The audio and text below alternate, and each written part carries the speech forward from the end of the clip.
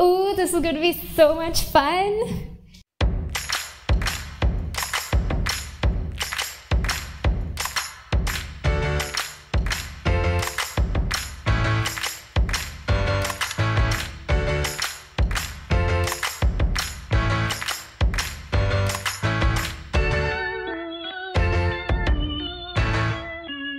Hello you, my name is Melissa. Welcome to my food channel, Mel's gluten-free Symphony.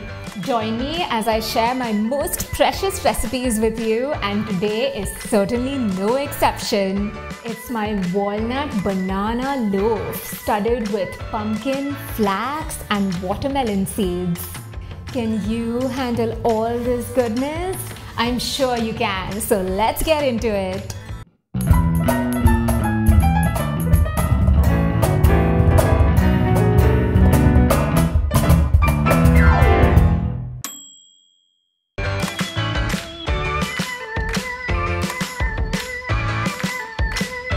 Let's dive right into it.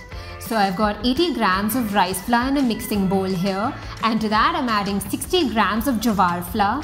You could substitute with rajgira as well.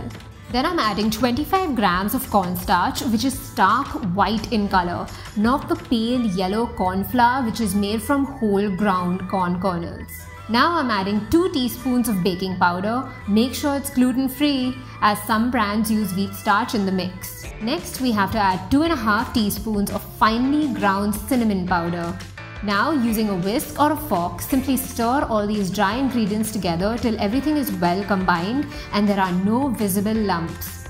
Then cover it and keep it aside while we move on to the wet ingredients. The showstopper, the highlighter, the superstar of this loaf is none other than those fully ripened sweet bananas. As you can see, they are perfectly spotted with just the right amount of ripening. These have been sitting on my platform for 3 to 4 days till I figured it was time to finally make this recipe video for you guys. Once you've got your perfectly ripened bananas, thoroughly rinse and peel them. They look absolutely spectacular.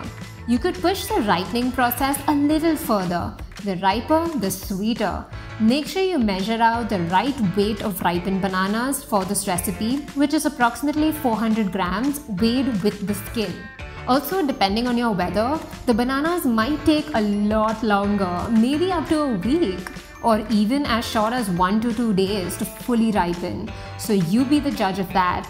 Once you've peeled all your bananas, use a potato masher to thoroughly mash it all up into a delicious banana pulp.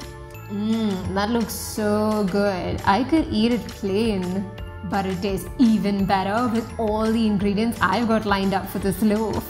So now you need to add 70 grams of softened salted butter. This has been sitting on my kitchen countertop for around 15 minutes. I like dicing the butter as it hastens the softening process, which then makes it easier to mix along with the other wet ingredients. Can't let that butter go to waste, guys. So I'm just using a spatula to scrape down that layer of softened butter from the saucer. Now I'm simply stirring the mashed bananas and butter together, just making sure all the butter is nice and soft. Now topple in 70 grams of brown sugar. I prefer brown over white sugar in most of my dessert recipes as it offers a rich toffee flavor to the dish. Wipe that spoon clean, you want all that brown sugar. Once again, I'm just giving it a rough stir to help those sugar crystals begin mingling with the butter and bananas. Eggs. They are super vital to any baked good, especially the gluten-free kind. They add a richness and a density to the crumb that, in my opinion, is very difficult to achieve without them. So I usually crack my eggs one by one in a separate bowl first in case I get a bad egg. I've had enough bad experiences of an entire batter going to waste simply because of one rotten egg. Cracking them separately also makes it easier to fish out any broken shell pieces. Once you've got all your eggs in the mixing bowl, grab that electric whisk and thoroughly whisk it together till it forms a nice, fluffy, homogeneous mixture. This should take around 2 to 3 minutes on low to medium speed. Also, make sure the eggs are at room temperature. This makes it easier to fluff up all the ingredients. Add in half teaspoon of vanilla essence at this stage and whisk it for a minute or two. Once your eggs are thoroughly incorporated, topple in your dry ingredients and give it a stir. Don't immediately immerse the electric whisk, as you might land up with more flour on your kitchen platform than in your loaf. So first, make sure most of the flour is hydrated. Now, using your electric whisk, combine the entire batter together. It should turn a nice pale brown and almost resemble a thick pancake batter. Now it's time to add that crunch.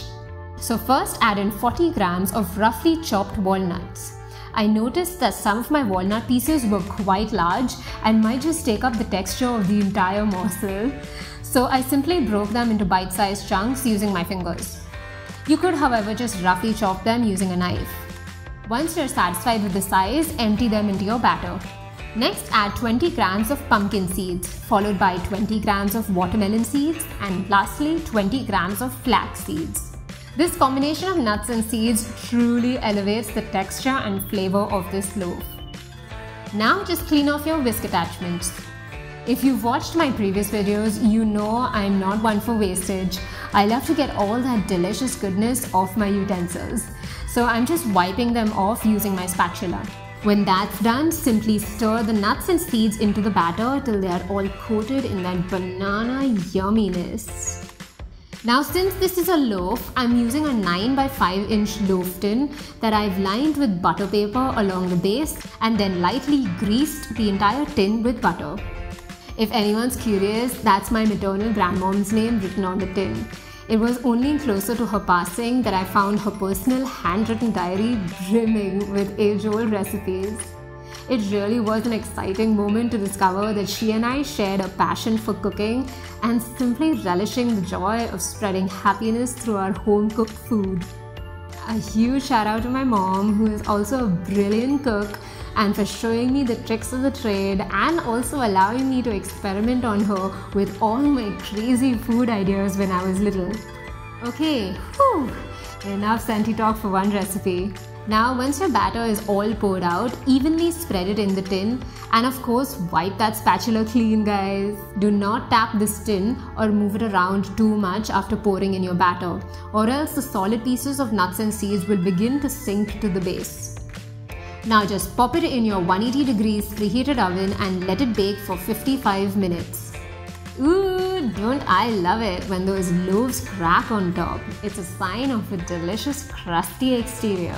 When that timer bell goes off, take your loaf out of the oven and place it on the wire rack to cool completely.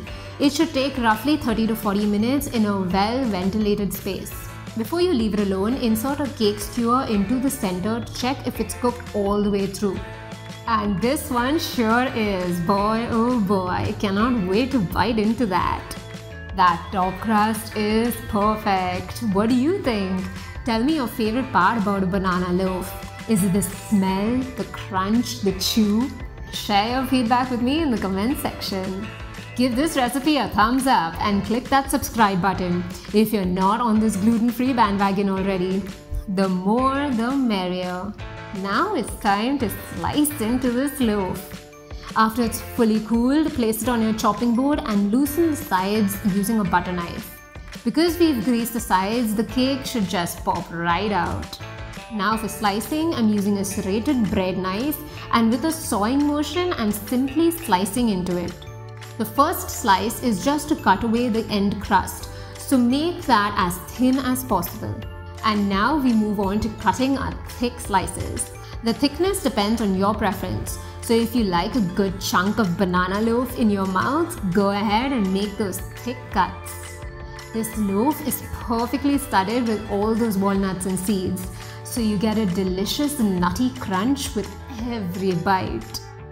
Now if you like, add some butter or a spread or jam on your slices, or just relish them plain. I like to have a variety of spreads, so I'm layering one slice with some citrusy thick cut orange marmalade. Beautiful and glossy. Then on another slice, I'm adding a thick layer of crunchy peanut butter.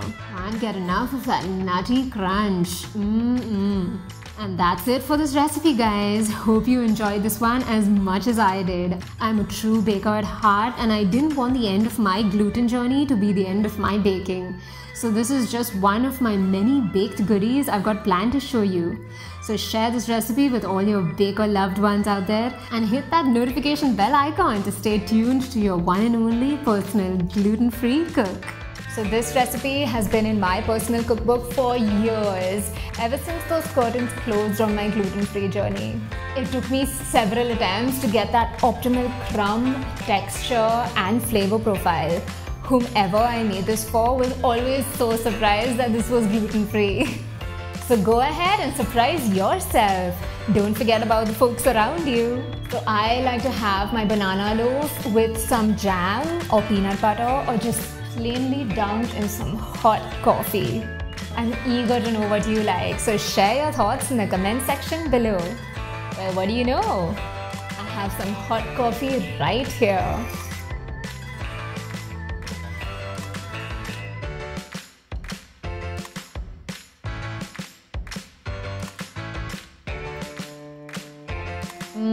This is an explosion of some sweet coffee, nutty goodness. You guys are going to relish this. That's a wrap on this recipe. Thanks so much for sticking around, guys. See you in the next video. Toodles!